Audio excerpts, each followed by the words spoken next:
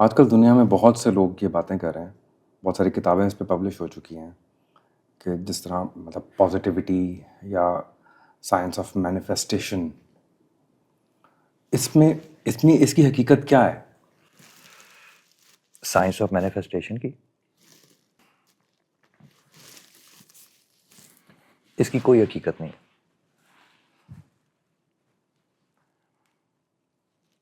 یہ سب بس ایویں ہی ہے. کوئی حقیقت نہیں ہے. کوئی حقیقت نہیں. عمل ہے اور اس کا انجام ہے. عمل ہے اور اس کا انجام ہے. بس یہ زندگی ہے.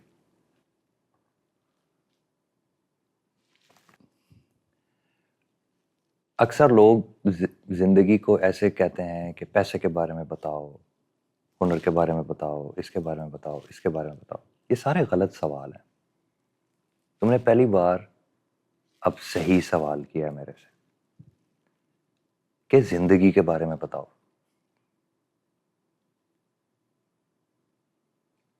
اب یہ پہلی بار تم نے زمین پر میرے سے صحیح سوال کیا ہے، خیالوں کی دنیا سے باہر نکل کے.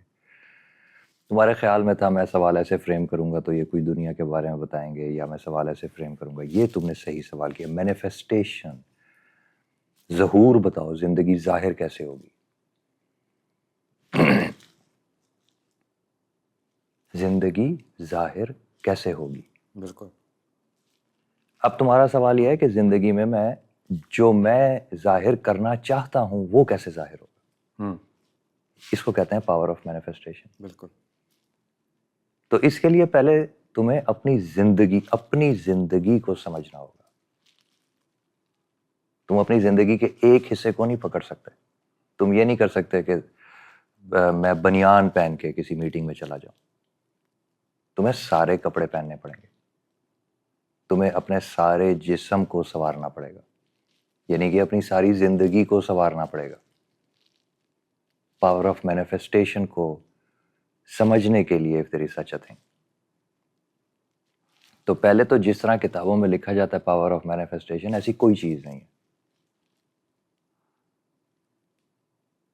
اسی وجہ سے جو سارے کسی ایک کتاب کو پڑھتے ہیں وہ یہ تو کہتے ہیں کہ واہ جی واہ بڑی پیاری کتاب تھی، لیکن وہ سارے وہ مقصد نہیں حاصل کرتے جس مقصد کے اوپر رائٹر نے کتاب لکھی ہوتی ہے. چند ایک لوگ وہ کر پاتے ہیں، باقی کیوں نہیں کر پاتے؟ اگر اس کتاب میں کامل علم ہے تو سب کو کرنا چاہیے. سب کیوں نہیں کر پاتے؟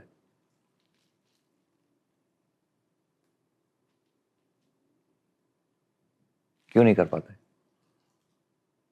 ہاں، بات تو آپ کی صحیح ہے کہ اگر ایسا ہی کوئی لا ہوتا تو وہ تو سب پہ اپلائی ہوتا. اگر ایک قانون ہے 2 دونی 4 ہے تو 2 دونی 4 تو پوری دنیا کا جو بھی انسان ہے وہ 2 کو پکڑتا ہے، 2 سے ضرب دیتا ہے تو آگے 4 نکل آتا ہے.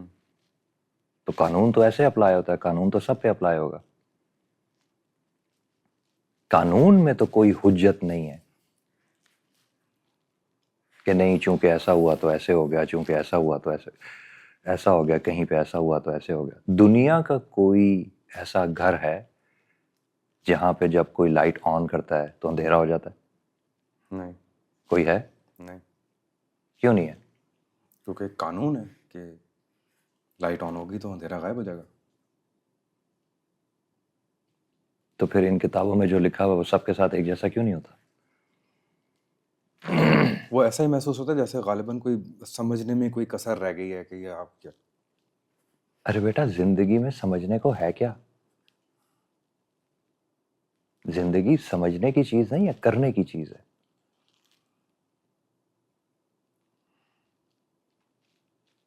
زندگی، میں نے اسی لیے کہا کہ پہلی بار آپ نے صحیح سوال کیا میرے سے.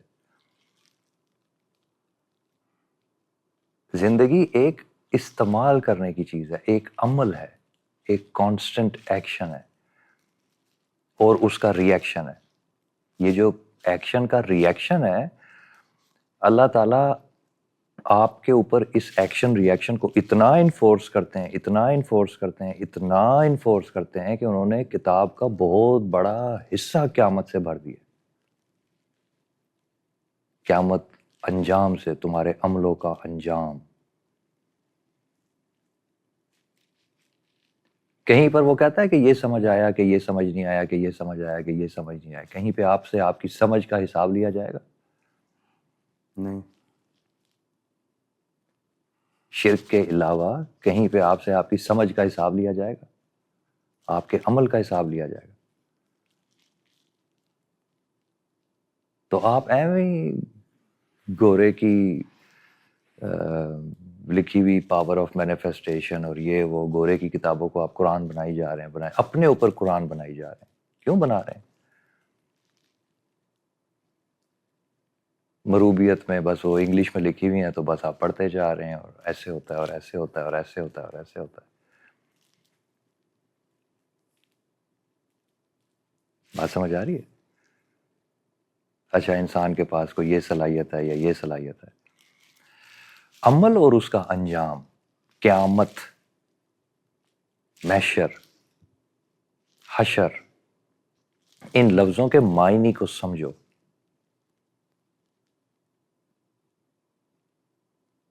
یہ کسی فلم کی کہانی نہیں آپ کو سنا رہے کہ آپ نے ایک ہارر مووی دیکھی ہے، اس کو قیامت کہتے ہیں، او ہو آپ ڈر جائیں. یہ بڑے گہری، بہت ہی گہری سچائی کی طرف آپ کو راغب کیا جا رہا ہے، آپ کا دھیان کیا جا رہا ہے. انٹینس خوف کے اندر اتنا دھیان کہ آپ سوچ نہیں سکتے.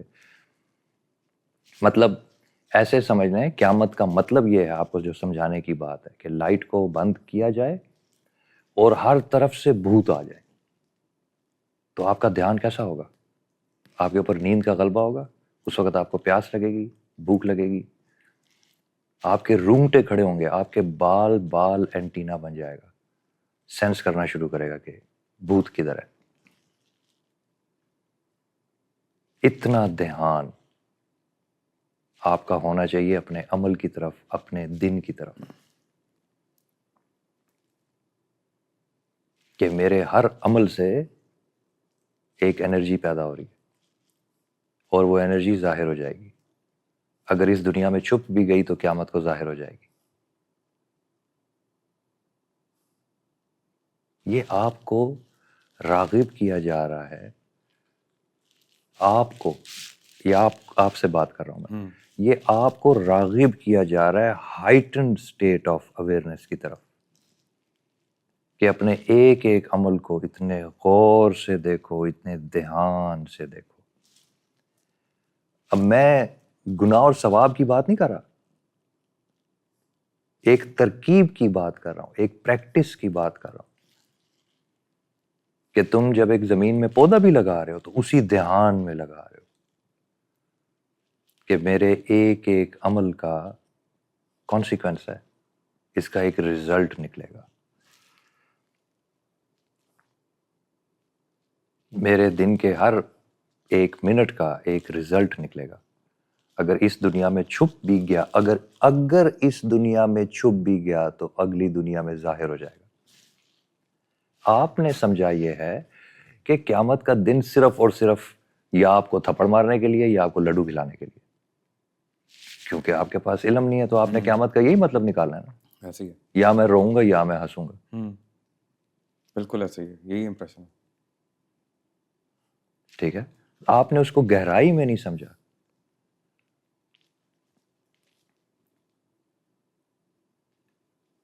اٹینٹیونیس کی طرف بات ہے. قیامت کے کانسیپٹ سے عمل اور اس کا انجام اور وقت سمجھ آتا ہے.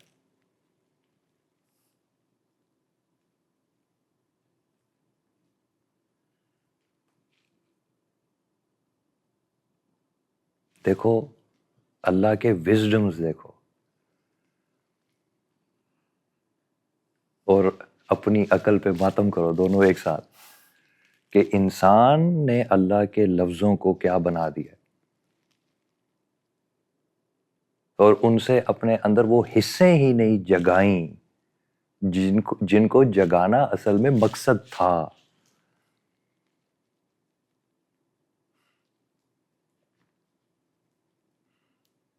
حضرت خالد بن ولید قیامت کے کانسیپٹ کی وجہ سے جنگیں جیتتے تھے. عمل اور اس کا انجام.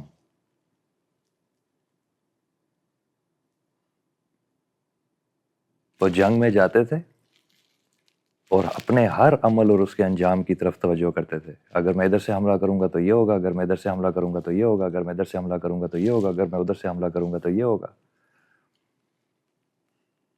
اور وہ اتنے بریلینٹ طریقے سے دوسرے جنرل کو آؤٹ سمارٹ کرتے تھے کیونکہ انہوں نے اس کا ہر عمل گن کے رکھا ہوا ہوتا تھا کہ وہ ادھر سے آئے گا تو میں یہ کروں گا، وہ ادھر سے آئے گا تو میں یہ کروں گا، وہ ادھر سے آئے گا تو میں یہ کروں گا. اور میں نے اس کی ساری چالیں گن لی ہیں اور میرے پاس اس کی چالوں کے اوپر ہر قسم کی چال ہے. وہ جو بھی چال چلے گا میرے سے مات کھائے گا. عمل اور اس کا انجام.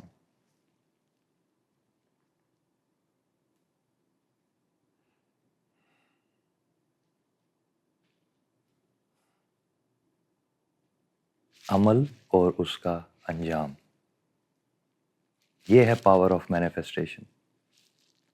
کہ تمہیں اپنے عمل کا انجام کہاں تک نظر آ رہا ہے.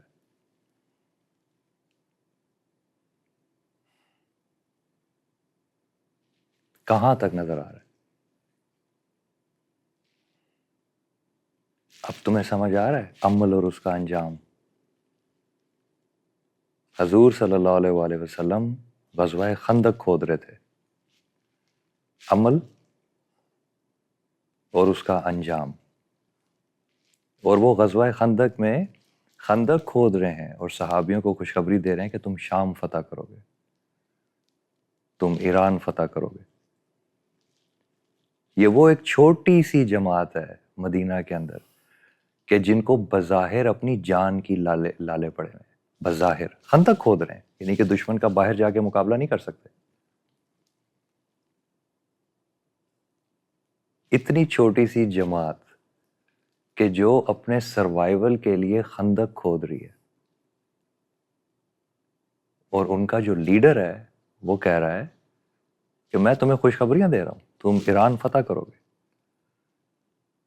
اس وقت کی سب سے بڑی ایمپائر. اور یہ ایک عرب کے چھوٹے سے گاؤں کے اندر ایک چھوٹی سی کمیونٹی کہہ رہی ہے اللہ اکبر. انہوں نے یہ نہیں کہا کہ یہ کیسے ہوگا، ہمیں تو یہ نہیں پتا، ہم یہ خندق کھود کے بچیں گے بھی کہ وہ اس خندق کے اوپر سے گھوڑوں کی چھلانگیں لگوا کے ہمارے پورے شہر کو ختم کر دیں گے. وہ خوشخبریاں دے رہے ہیں 30 سال بعد جو ہونا ہے. اب ظاہر ہے یہ نور کا علم ہے، تو تم یہی کہو گے کہ یہ من جانب اللہ ہے. لیکن تمہیں یہ بات سمجھ آ رہی ہے عمل الصالحات. وہ ایک صالح عمل کر رہے ہیں اور بشارت دے رہے ہیں کہ اس عمل کا انجام تمہیں سمجھ آ رہا ہے. یہ جو آج ہم بظاہر ایک اتنی چھوٹی سی خندق کھود رہے ہیں، تمہیں یہ سمجھ آ رہا ہے کہ ہم کیسر و کسرا کی قبریں کھود رہے ہیں. اس کا انجام، اس عمل کا انجام کیا ہوگا؟ سالوں بعد، دہائیوں بعد.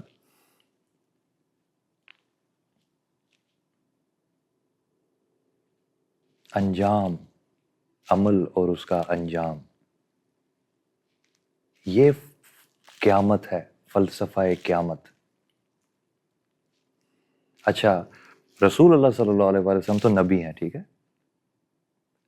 تو خالد بن ولید کو کیسے پتا تھا کہ میں نے دشمن کے جنرل کی ساری چالیں گن لی ہیں؟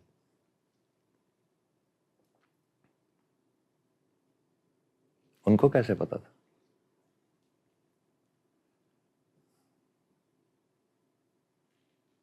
حضرت ایوب انصاری کو کیسے پتا تھا کہ مجھے استنبول میں جا کے دفن کرو، باقی دیکھو کیا ہوتا ہے؟ ان کو کیسے پتا تھا؟ کتنے اور صحابی ہیں جن کے ایسے مافوق الفطرت واقعات ہیں، ان سب کو کیسے پتا تھا؟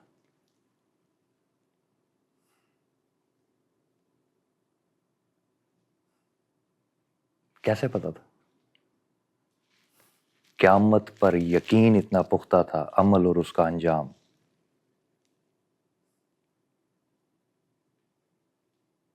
بیٹا یہ شراب چھوڑنا نہیں تھا، یہ جو تم نے دین کو بنا دیا، تم نے دین کو بنا دیا. یہ پہنچا اونچا نیچا کرنا نہیں تھا جو تم نے دین کو بنا دیا.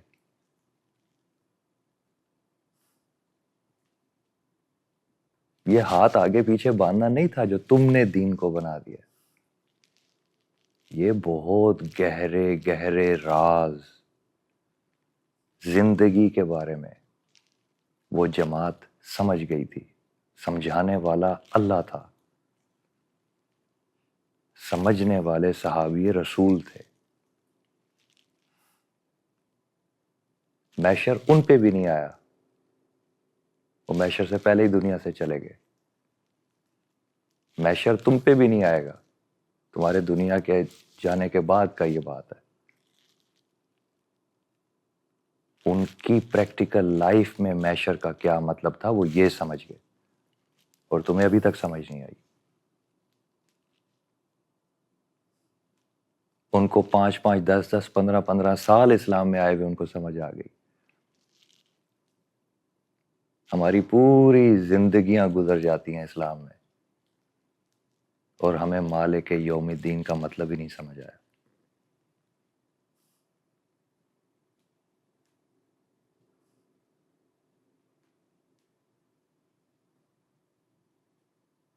عمل اور اس کا انجام،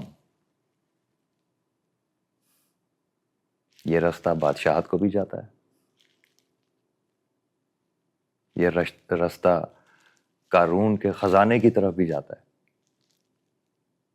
یہ رستہ فرعون بننے کی طرف بھی جاتا ہے، ذوالقرنین علیہ السلام بننے کی طرف بھی جاتا ہے. تمہاری چوائس ہے، تمہاری چوائس ہے. یہ رستہ غربت کی طرف بھی جاتا ہے، یہ رستہ امارت کی طرف بھی جاتا ہے.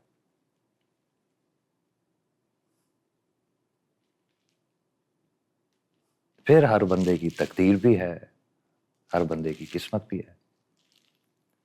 عمل اور اس کا انجام، اپنے آج کے سارے عملوں کی گنتی کرو اور ان کے انجاموں کی گنتی کرو. دیکھو کہ دن نفع میں گزارا ہے کہ نقصان میں گزارا ہے. بس یہ روز کرو. قارون بننا ہے، ساری دنیا کا سونا جمع کر رہا ہے، تو آج سے ایک ایک سکہ جمع کرنا شروع کرو. اپنے ہر عمل کو سونے کی طرف راغب کرو، سونے کی طرف ایک قدم بناؤ اور جمع کرنا شروع کرو. کوئی تمہیں قارون بننے سے نہیں روکے گا.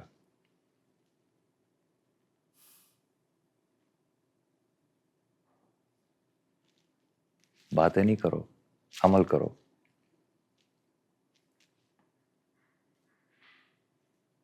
تو جب اللہ تعالیٰ نے کہہ دیا ہے کہ عمل سے ایک توانائی پیدا ہو رہی ہے اور اس توانائی کا ایک انجام ہے اور اس انجام کا فیصلہ قیامت کے دن ہوگا، تو وہ زمین پہ جب تم عمل کر رہے ہو تو اس سے ایک انرجی پیدا ہو رہی ہے، اس سے ایک مینیفیسٹیشن ہو رہی ہے.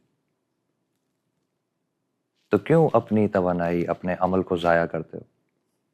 2 ٹکے کا ادھر، 2 ٹکے کا ادھر، 2 ٹکے کا ادھر، 2 ٹکے کا ادھر. ایک آدمی کے پاس دن میں عمل کرنے کے لیے 100 ٹکے ہیں، 2 ٹکے کا ایک عمل ہے. 2 ٹکے ادھر کھڑا باتیں کر رہا ہے، 2 ٹکے ادھر کھڑا ہوا ہے، 2 ٹکے پہ کھانے پہ توجہ ہے، 2 ٹکے کا پانی پکڑا ہوا ہے، 2 ٹکے سونے کے لیے لگانے ہیں، 2 ٹکے ادھر کرنے ہیں، 2 ٹکے. یہ ساری ڈسٹریکشن ہے. ایک آدمی ہے وہ 70 ٹکے کا ایک ہی کام کر رہا ہے سارا دن.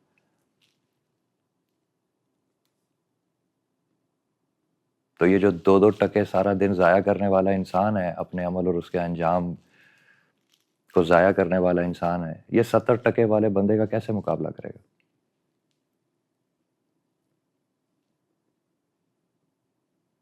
عمل اور اس کا انجام، عمل اور اس کا انجام.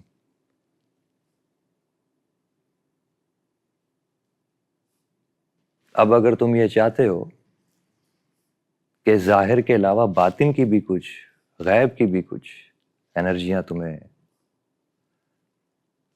فائدہ پہنچائیں، تو یہ ایک سیٹنگ میں تو میں تمہیں سارا کچھ نہیں سمجھا سکتا، لیکن 3 باتیں تمہیں بتا دیتا ہوں۔ اس کے ساتھ سب سے پہلے یہ ہے عمل اور اس کا انجام۔ تم کتنے زیرک ہو۔ قیامت کے لفظ اور اس کے فلسفے پر تمہاری گرفت کیا ہے؟ تم قیامت کا انتظار کر رہے ہو کہ تم قیامت میں سے گزر رہے ہو؟ تمہاری گرفت اس کے فلسفے پہ کیا ہے؟ اس کو سمجھنے کے بعد کہ عمل اور اس کا انجام، ٹھیک ہے، اس کو سمجھنے کے بعد شکر سے برکت ہے، شکر سے برکت ہے، عمل سے اجر ہے، صدقے سے ترقی ہے۔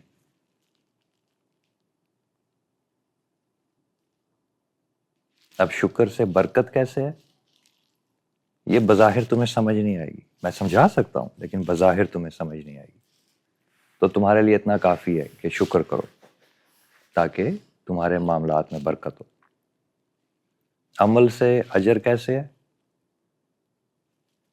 یہ اتنی سادہ بات نہیں ہے، لیکن میں نے اس پہ پہلے بھی بات کی، ابھی پھر کی ہے، اتنا کافی ہے، اس کو اہمیت دو۔ اور صدقے سے ترقی ہے۔ کیسے ہے؟ یہ لمبی بات ہے، چھوٹی بات نہیں ہے، لیکن صدقہ دو۔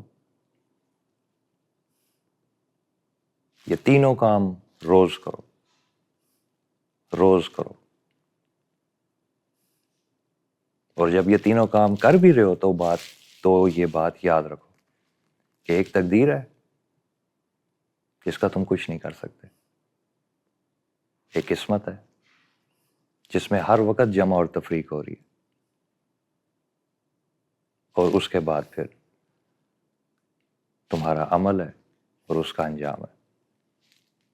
اور یہ تینوں چیزیں، شکر بھی، عمل تو ہے ہی عمل، اور صدقہ بھی، یہ تینوں چیزیں عمل ہے اور ان کا ایک انجام ہے۔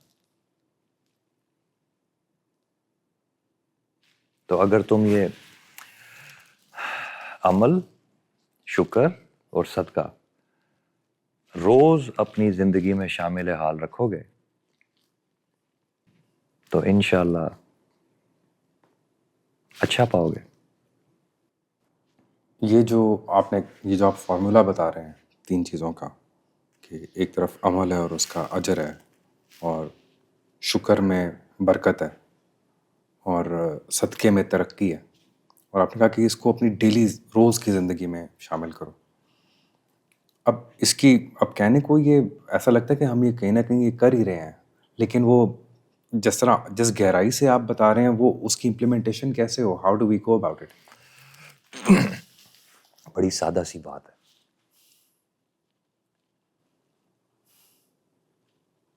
میں بحیثیت مسلمان تم سے بات کروں کہ بحیثیت انسان؟ بحیثیت مسلمان۔ بحیثیت مسلمان، بس پھر سورہ فاتحہ بن جاؤ۔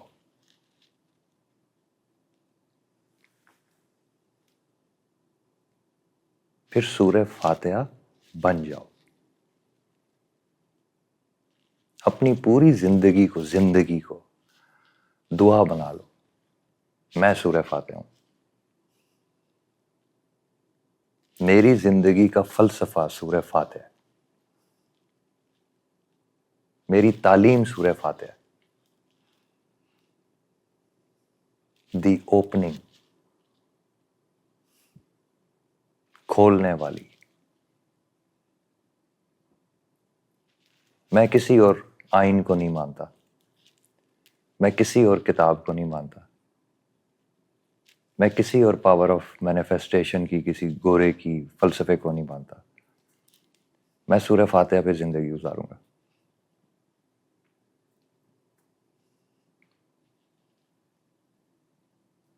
میں سورہ فاتحہ پہ زندگی گزارتا ہوں.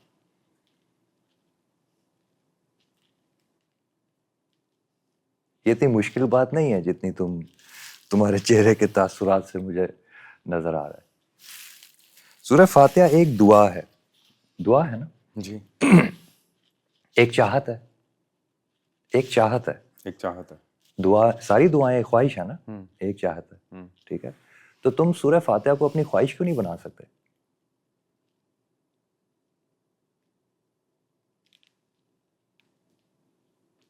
مطلب کیوں نہیں بنا سکتے؟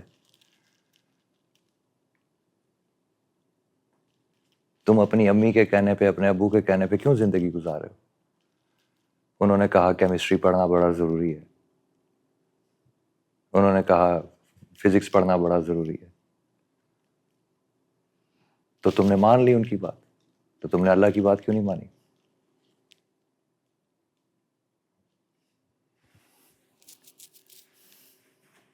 اللہ تمہیں کہہ رہا ہے کہ دن میں 40 دفعہ سورہ فاتحہ پڑھو. ہر نماز میں پڑھتے ہو نا، 40 دفعہ سورہ فاتحہ پڑھو. ہر قیام میں ہر دفعہ کھڑے ہو کے گڑ گڑا کے میرے سے دعا کرو. اور وہ دعا اسپیسیفک تمہیں بتا رہا ہے، یہ دعا کرو سورہ فاتحہ: اے اللہ مجھے کھولنے والی،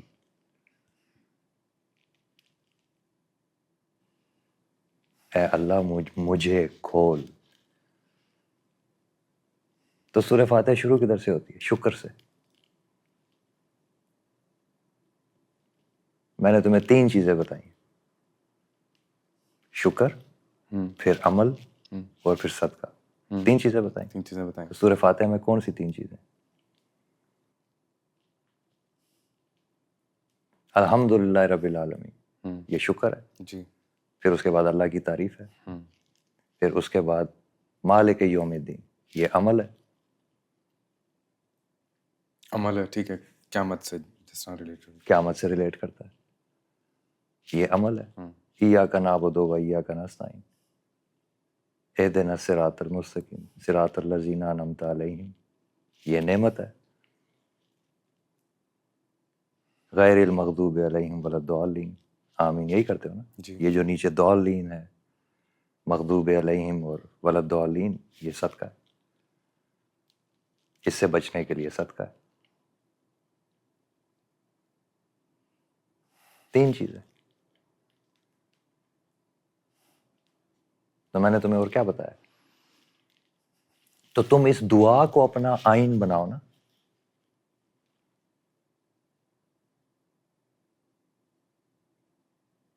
تم کو ٹھیک ہے، اللہ تعالیٰ جب کہہ رہے ہیں کہ 3 چیزیں سیکھنی ہیں تو میں 3 چیزیں سیکھتا ہوں. تو اب وہ جو یہ کہہ رہا ہے صراط الذین انعمت علیہم، یہ انبیاء ہیں نا، ان کی مثال پہ آپ کو کہہ رہا ہے کہ چلو. تو ان کو اللہ تعالیٰ نے جنت میں تو جو دینا ہے، محشر میں جو دینا ہے وہ تو دینا ہے. تو زمین پہ ان کو نعمتیں نہیں دی؟ بالکل دی. بادشاہتیں نہیں دی؟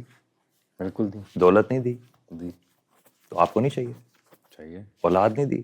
دی. صالح اولاد نہیں دی؟ صالح اولاد دی. تو وہ کون سی ایسی چیز ہے جو انبیاء کو اللہ تعالیٰ نے دی اور وہ آپ کو نہیں چاہیے؟ اور وہ کون سی ایسی چیز ہے جو آپ کو چاہیے اور وہ اللہ تعالیٰ نے ان کو نہیں دی؟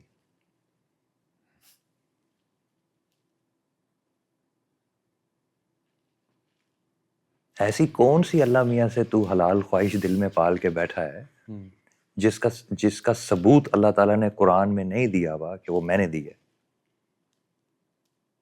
حسن چاہیے، حضرت یوسف علیہ السلام کو نہیں دیا. بہادری چاہیے، حضرت داؤد علیہ السلام کو نہیں دی. بادشاہت چاہیے، حضرت سلیمان علیہ السلام کو نہیں دی. بزرگی چاہیے، حضرت ابراہیم علیہ السلام کو نہیں دی. کل عالم مخلوق کی امامت چاہیے، حضور صلی اللہ علیہ وسلم کو نہیں دی.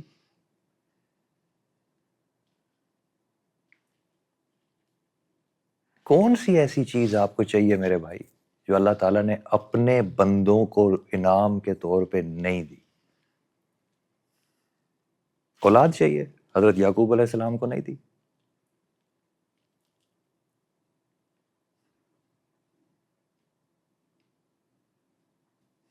کون سی چیز آپ کو چاہیے جو اللہ اپنے مقبول بندے کو نہیں دیتا، اور قرآن میں اس کی مثال نہیں دیتا؟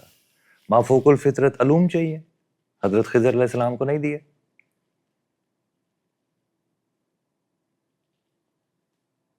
شفا کا علم چاہیے، حضرت لقمان علیہ السلام کو نہیں دیا. چاہیے کیا میرے بھائی آپ کو؟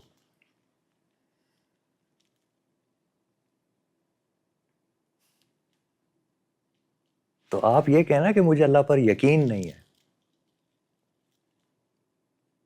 مجھے اپنی دنیا میں کیڑے کی طرح رینگ رینگ کے جمع کرنے پر یقین ہے، لیکن مجھے اپنے رب پر یقین نہیں ہے. مجھے گورے کی کیمسٹری پر یقین ہے، اپنے رب پر یقین نہیں ہے. مجھے گورے کی فزکس پر یقین ہے، اپنے رب پر یقین نہیں ہے. ارے بھائی بولتے کیوں نہیں ہو منہ سے جو کرتے ہو؟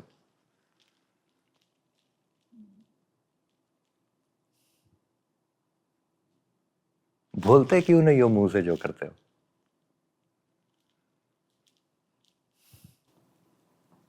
کیا کہا میں نے؟ بولتے کیوں نہیں ہو جو کرتے ہو؟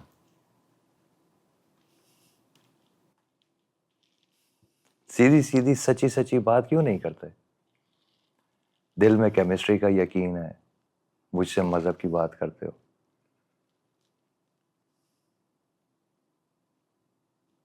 سمجھ آ رہی ہے؟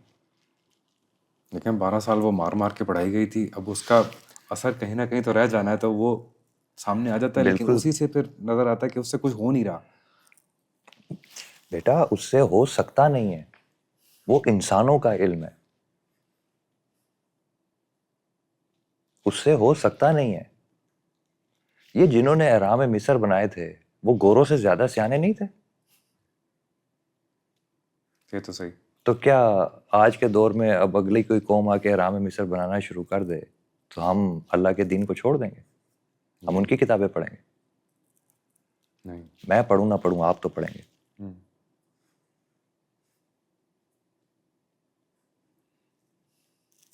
کوئی قوم مال جمع کر کے ہمارے سامنے آئے گی، ہم ان کے پیچھے چل پڑیں گے.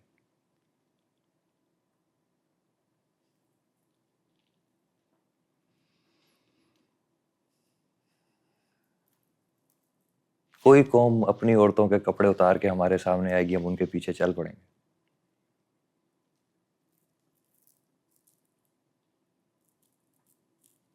یہ مسلمان ہے آج کا، ہے نا؟ یہی مسلمان آج بالکل کا. ایسے ہی ہے. تو ہم ان کا علم بھی سیکھیں گے، ان کی سمجھ بھی سیکھیں گے، ان کی معرفت بھی سیکھیں گے، اور اس پہ اترائیں گے بھی، اس پہ تکبر بھی کریں گے.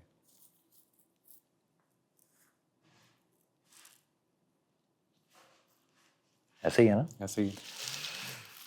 یہ جو سورہ فاتحہ کا کانسیپٹ ہے، یہ قرآن کا راز ہے، یہ قرآن کا راز ہے. پورا قرآن سورہ فاتحہ میں چھپا ہوا ہے، کنڈینس ہوا ہوا ہے.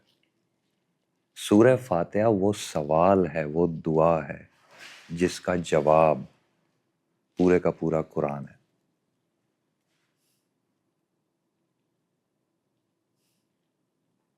پورے کا پورا قرآن سورہ فاتحہ کا جواب ہے. میں آپ کو تھوڑا سا شکر کے بارے میں سمجھاتا ہوں. شکر کس کو کہتے ہیں؟ یہ ایک کیفیت ہے. سورہ فاتحہ ایک بہت بڑا سمندر ہے، اس پہ ہم تیزی سے بات نہیں کر سکتے، لیکن میں ٹھیک آپ ہے. کو ایک چھوٹی سی بات آج ایک سمجھا دیتا ہوں. الحمدللہ رب العالمین کی تعریف آپ کیا کرتے ہیں؟ اس کی اردو کیا کرتے ہیں آپ؟ کہ ساری تعریفیں اللہ تعالیٰ کے لیے ہیں، ساری تعریفیں اللہ تعالیٰ کے لیے ہیں، جو تمام عالموں کا رب ہے. تمام عالموں کا رب ہے. ایسے ہی ہے. چلو ہم صرف الحمدللہ سے شروع کرتے ہیں. ٹھیک ہے. اس کا کیا مطلب ہے؟ کہ ساری تعریفیں اللہ کے لیے ہیں. کرو. کیا مطلب؟ آج اس نے تمہیں کیا تعریفیں دکھائی ہیں اپنی؟ بہت ساری دکھائی ہیں. بولتے جاؤ. مجھے آج اپنے بچوں کے اندر سے خوشی نظر آئی ہے، اس میں ملی ہے. تمہیں اس وقت یہ پتا تھا کہ یہ میں اللہ کی تعریف کر رہا ہوں؟ نہیں. نہیں. کیا تم سارا دن اللہ تعالیٰ کی تعریفیں ڈھونڈتے ہو جو تمہاری طرف آتی ہیں؟ نہیں. یہ مطلب ہے شکر کا. کیا جب تمہارا ابھی جو ہم نے کھانا کھایا ہے، جب یہ کھانا تمہارے سامنے آیا ہے تو تمہارے اندر، تمہارے دل میں اللہ کی تعریف آئی کہ پکانے والے کی تعریف آئی؟ پکانے والے کی پکانے والے کی تعریف آئی. تو اس کا مطلب ہے تم اللہ کا شکر ادا نہیں کرتے. بالکل صحیح. تمہیں اللہ تعالیٰ کی تعریفیں نظر نہیں آتی.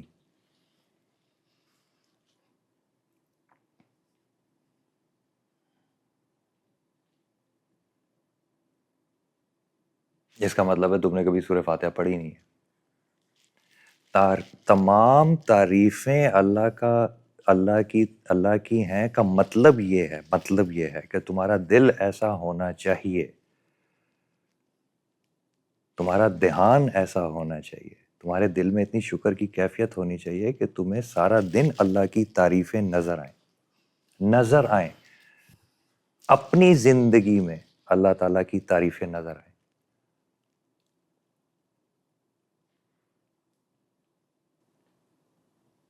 تو یہ کیفیت کیسے بن سکتی ہے؟ کیسے پروڈیوس؟ اللہ کی تعریف کرو نا میرے بھائی. یہ جو کپڑے پہنے اس پہ اللہ کی تعریف کرو. یہ جو تمہارے گھر میں فرنیچر پڑا ہوا اس پہ اللہ کی تعریف کرو. جو تمہارے گھر میں ٹی وی پڑا ہوا اس پہ اللہ کی تعریف کرو. یہ جو تمہارے گھر میں الحمدللہ صحت مند بیوی ہے اس پہ اللہ کی تعریف کرو. یہ جو تمہارے گھر میں صحت مند بچے ہیں اس پہ اللہ کی تعریف کرو. جس گھر میں تم رہتے ہو اس پہ اللہ کی تعریف کرو. جو گاڑی تمہارے پاس ہے اس پہ اللہ کی تعریف کرو. یہ اللہ کی تعریفیں نہیں ہیں ساری کی ساری. جو تعلیم اللہ تعالیٰ نے تمہیں دی ہے اس پہ اللہ تعالیٰ کی تعریف کرو. جو عزت اللہ تعالیٰ نے تمہیں دی ہے اس پہ اللہ تعالیٰ کی تعریف کرو. جو جوتے تم نے پہنے ہوئے اس پہ اللہ تعالیٰ کی تعریف کرو. جو موزے تم نے پہنے ہوئے اس پہ اللہ تعالیٰ کی تعریف کرو. جو بجلی تمہارے گھر میں ہے اس پہ اللہ تعالیٰ کی تعریف کرو. کیوں؟ جو ایک بلب ٹوٹا ہوا 24 گھنٹے اس کو دیکھتے رہتے ہو.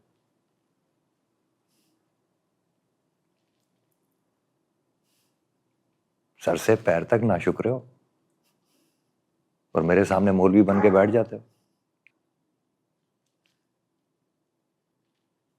کیا تم سارا دن اللہ تعالیٰ کی تعریفیں دیکھتے رہتے ہو؟ میں یہ نہیں کہہ رہا منہ سے بولو کسی کے سامنے، میں صرف کہہ رہا ہوں کیا دیکھتے رہتے ہو، محسوس کرتے ہو ان کو؟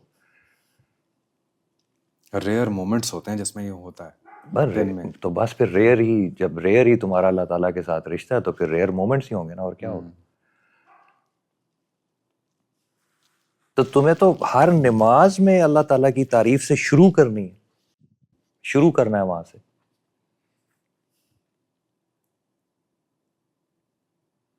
یہ مطلب ہے اس بات کا کہ تمام تعریفیں اللہ کے لیے. یہ مطلب ہے اس بات کا.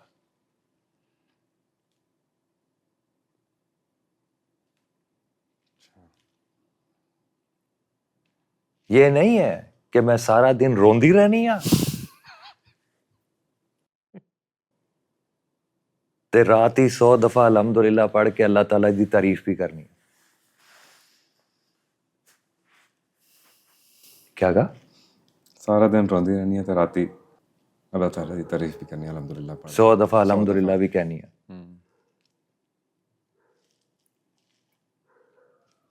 اس کا مطلب یہ ہے کہ تمام تعریفیں، ہر قابل تعریف چیز من جانب اللہ ہے. اس میں برکت ہے، اس میں برکت ہے. برکت کے لفظ کو بھی ذرا کھولیے گا پلیز. نور کے جہاں میں جس چیز پر، جس شے کو دیکھ کے الحمدللہ کہا جاتا ہے اس شے کی عمر بڑھ جاتی ہے. عمر بڑھ جاتی ہے. ہاں.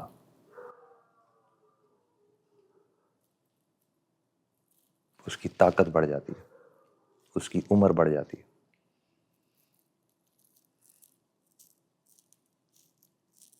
اس کا نقصان کم ہو جاتا ہے، اس کا فائدہ بڑا ہو جاتا ہے.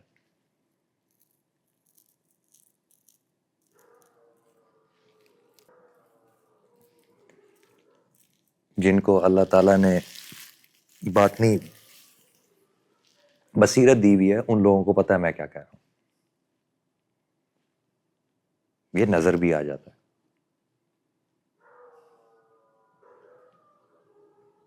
مثال کے طور پہ تم بیمار ہو، مثال کے طور پہ تم بڑے مشکل بیماری میں، آنکھیں بند کر کے جتنی تمہیں اپنے اندر صحت محسوس ہوتی ہے، اس صحت کو محسوس کر کے اللہ تعالیٰ کی تعریف کرو، یا اللہ تیرا شکر ہے، یا اللہ تیرا احسان ہے کہ تو نے مجھے یہ صحت دی ہوئی ہے۔ یہ نہ کہو بار بار کہ میں کمزور ہو رہا ہوں، میں کمزور ہو رہا ہوں، میں کمزور ہو رہا ہوں۔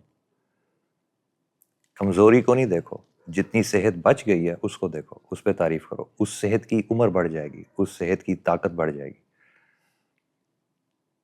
صحت کی جب طاقت بڑھے گی وہ تمہاری بیماری کو کمزور کر دے گی، اس کو برکت کہتے ہیں۔ اب ایک حصہ برکت تو تمہیں لازمی ملنی ہے، یہ تو لازم ہے کہ تمہیں ملے گی۔ ٹھیک ہے، ہو سکتا ہے کہ اللہ تعالیٰ اپنے فضل سے اس کو بہت زیادہ بڑھا دے۔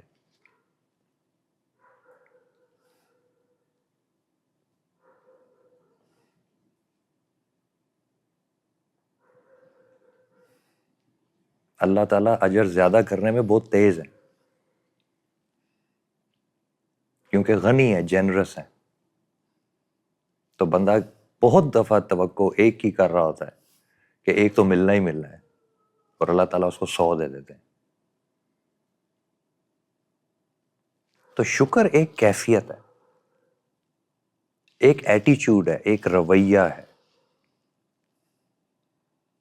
تو آپ کو سورہ فاتحہ کا یہ پہلا لفظ آپ کو 24 گھنٹے اپنے اوپر اپلائی رکھنا چاہیے کہ میں نے اللہ تعالیٰ کا شکر ایکسپیرینس کرنا ہے سارا دن، میں نے اس میں رہنا ہے، میں نے اس کو پریکٹس کرنا ہے۔ میں نے دیکھنی ہی نہیں ہے وہ چیز جس میں مجھے اللہ تعالیٰ کی تعریف نظر نہ آئے۔ میں نے اپنی پوری زندگی کو شکر میں ایکسپیرینس کرنا ہے، یہاں تک کہ میرے پہ اللہ تعالیٰ کا شکر مکمل ہو جائے اور مجھے نعمت مل جائے۔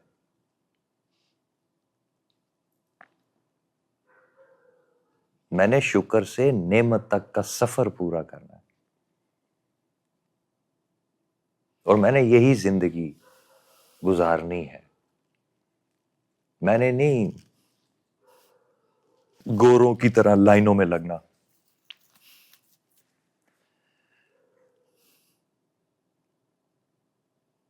میں نے شکر سے نعمت تک کا سفر طے کرنا ہے۔ میں نے سورہ فاتحہ پر زندگی گزارنی۔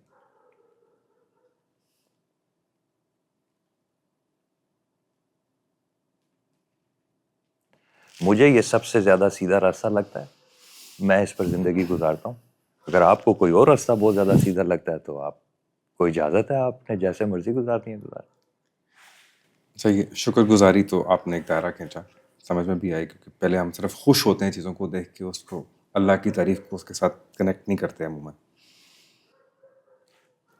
آگے چلیں، عمل اور اس کا جو اسپیکٹ ہے سورہ فاتحہ کے اندر ہی، کیونکہ اس میں رستے کی تو بات ہے، how do we wrap our head around it, کہ پہلی چیز اللہ تعالیٰ کا شکر، پھر الرحمن الرحیم، اللہ تعالیٰ کی تعریف، اس کی حمد و ثنا جس کو کہتے ہیں، ٹھیک ہے، پھر مالک یوم الدین جو عمل ہے۔ عمل کا مطلب وہی ہے جو دھیان میں نے آپ کو سمجھایا، عمل اور اس کا انجام، یہ سمجھ آ گیا؟ یہ سمجھ آ گیا۔ اب آپ نے جو بھی ڈگری لی ہوئی ہے، آپ نے جو بھی کچھ پڑھا ہوا ہے، اس میں ایاک نعبد و ایاک نستعین، میں شکر میں رہتا ہوں، عمل اور اس کے کانسیکوینس کو سمجھتا ہوں۔ اب میں عمل کر رہا ہوں، جو بھی میں عمل کر رہا ہوں ایکس وائی زیڈ، مجھے اس میں آپ کی مدد چاہیے۔ میں شکر کی کیفیت میں رہتا ہوں، آپ کی صفات کو پہچانتا ہوں، عمل اور اس کے انجام کو سمجھتا ہوں، آپ کا بندہ ہوں، آپ سے ہی مدد مانگتا ہوں۔ میں نے کسی انسان کو نہیں کہنا، آپ کا بندہ ہوں، آپ سے ہی مدد مانگتا ہوں.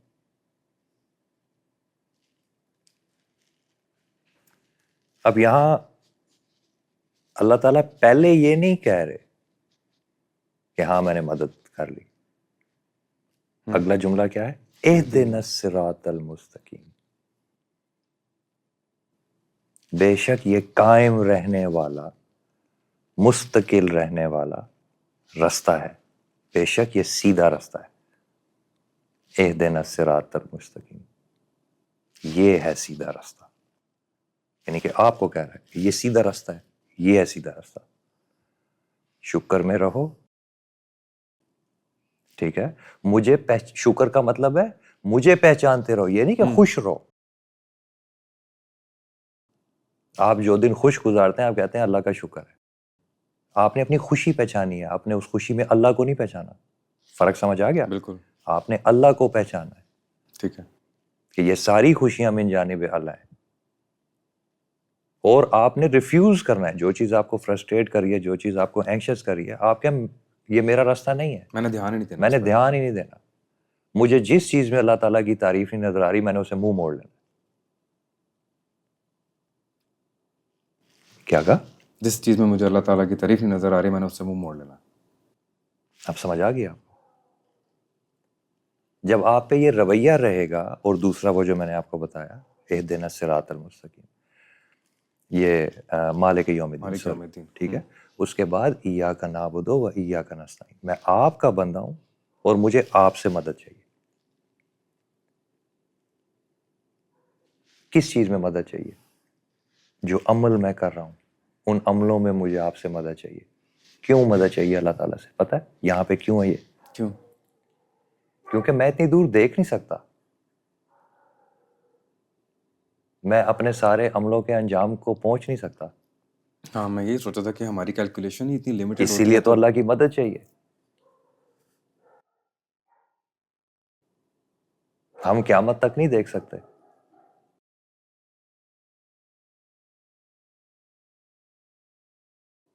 ہمیں تو کل نظر نہیں آتا. ہم کوئی نبی تو ہے نہیں کہ ہماری کیلکولیشن 100 سال کی ہوگی، 200 سال کی ہوگی، 500 سال کی ہوگی. ہمارے مستقبل کا ضامن اللہ ہے، عمل نہیں ہے. اگر اللہ میرے عمل کو انجام تک نہ پہنچائے تو میں کیا کروں گا؟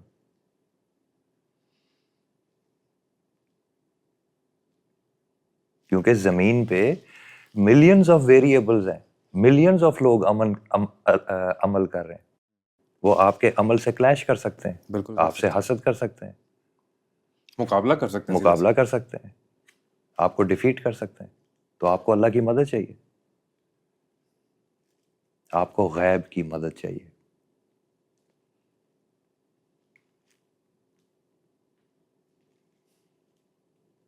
آپ کو ایسی ہستی کی مدد چاہیے جو آپ کا مستقبل میں رستہ صاف کرے آپ کے وہاں پہنچنے سے پہلے.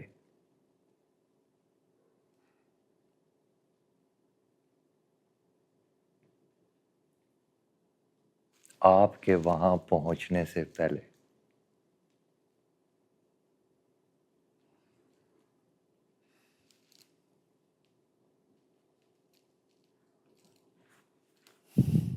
آپ کو اس رب کی مدد چاہیے جس کو آج پتا ہو کہ کل عاطف F7 میں سے گزرے گا اور کل ہی F7 کے اوپر سے ایک بادل گزرے گا اور وہ بادل پورے اسلام آباد میں اولے برسائے گا اور ساری سڑکوں کو سیلاب سے بھر دے گا.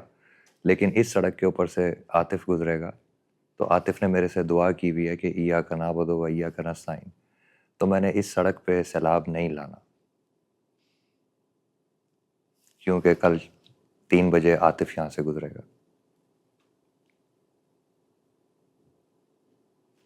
ایاک نعبد و ایاک نستعین، کیونکہ عاطف نے اپنے سارے عملوں کے انجام میرے پہ چھوڑے ہوئے ہیں. تو اس کے اعمال کا ضامن میں ہوں کیونکہ اس نے میرے سے مدد مانگی ہوئی ہے.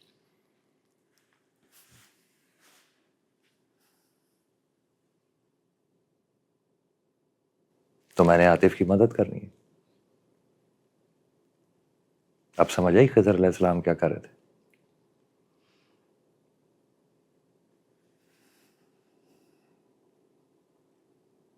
آنے والے وقت کو اللہ کے بندوں کے لیے صاف کر رہے تھے.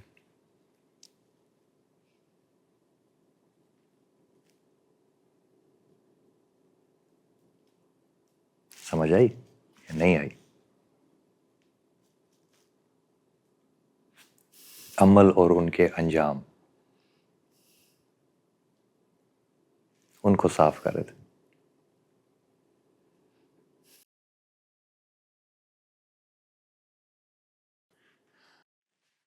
پھر اب آخری پوائنٹ جو تیسرا اسپیکٹ تھا صدقہ. یہ بتائیں کہ ہم جس طرح صدقے کو دیکھتے ہیں وہ تو ایک بالکل غیر المغضوب علیہم ولا الضالین، ایسے عمل جس سے اللہ تعالیٰ کا غضب بنتا ہے، اور ایسے عمل جو آپ چاہتے نہ چاہتے ہوئے گمراہی والے کرتے ہیں، وہ آپ کے آڑے نہ آ جائے. کیونکہ وہ زمین پہ کانسیکوینس تو جنریٹ ہو رہا ہے. صرف دعا کرنا کافی نہیں ہے، ان کو بے اثر کرنا بڑا ضروری ہے.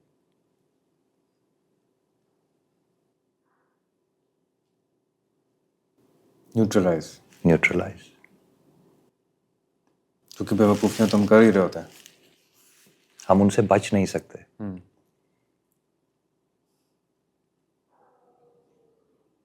ایک عام انسان ان سے بچ نہیں سکتا، ایک ولی بھی ان سے بچ نہیں سکتا.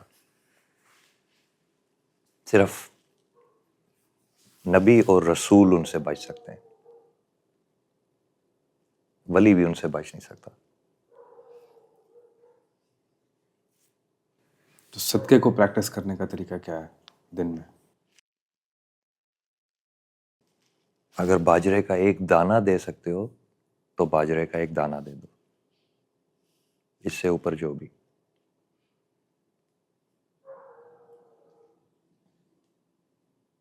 لیکن روز، دیٹ از دا پوائنٹ. ہم تو کئی روز دفعہ ہوتا ہے کہ ہاں جی مہینے میں ہم نے کسی کو راہ چلتے پیسے پکڑا دیے تو یہ صدقہ ہو گیا. بس صرف اس دن صدقہ نہ دو جس دن تمہیں یہ پتا ہو کہ آج میں نبی کے مقام پہ ہوں اور میں نے کوئی غلطی نہیں کی. صرف اس دن صدقہ نہ دو. ہاں استغفر اللہ. ہاں استغفر اللہ.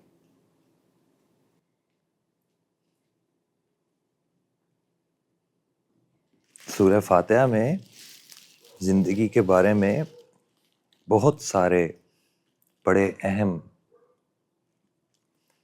معاملات جو ہیں نا وہ بڑی صفائی کے ساتھ اللہ تعالیٰ نے بیان کیے، اور آپ کو کہا ہے بس یہ دعا ہے، یہ دعا کرو.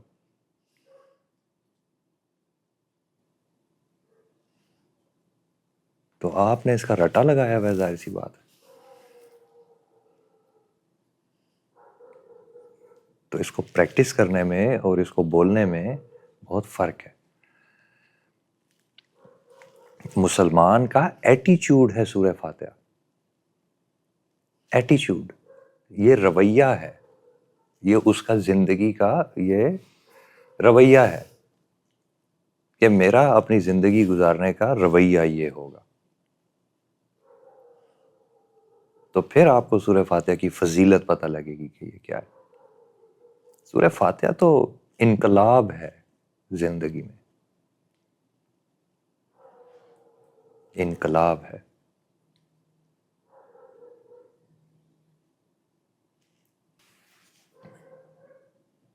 حضرت عمر فاروق رضی اللہ تعالیٰ عنہ نے وہی بات جو بہت بہت بڑی بات انہوں نے اپنے بیٹے کو کہی تھی کہ بیٹا ہم تو پہاڑوں میں اور صحراؤں میں اونٹ چرانے والے لوگ تھے. جب وہ خلیفہ تھے نا اس وقت انہوں نے اپنے بیٹے کو کہا، اور ہمیں یہ عزت اسلام نے دی ہے.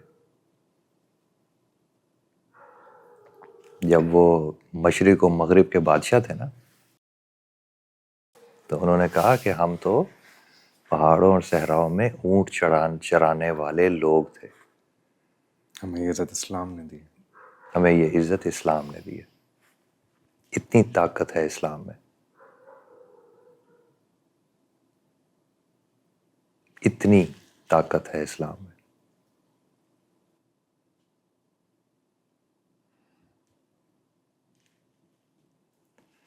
جو سورہ فاتحہ کو سمجھ جائے پکی بات ہے حضرت عمر فاروق رضی اللہ عنہ کے اس قول کے مطابق وہ وہاں ویسا مرے گا نہیں جیسا پیدا ہوا تھا. یہ تو پکی بات ہے. آگے اس کے ساتھ ہوگا کیا یہ اس کے اور اس کے اللہ کے بیچ میں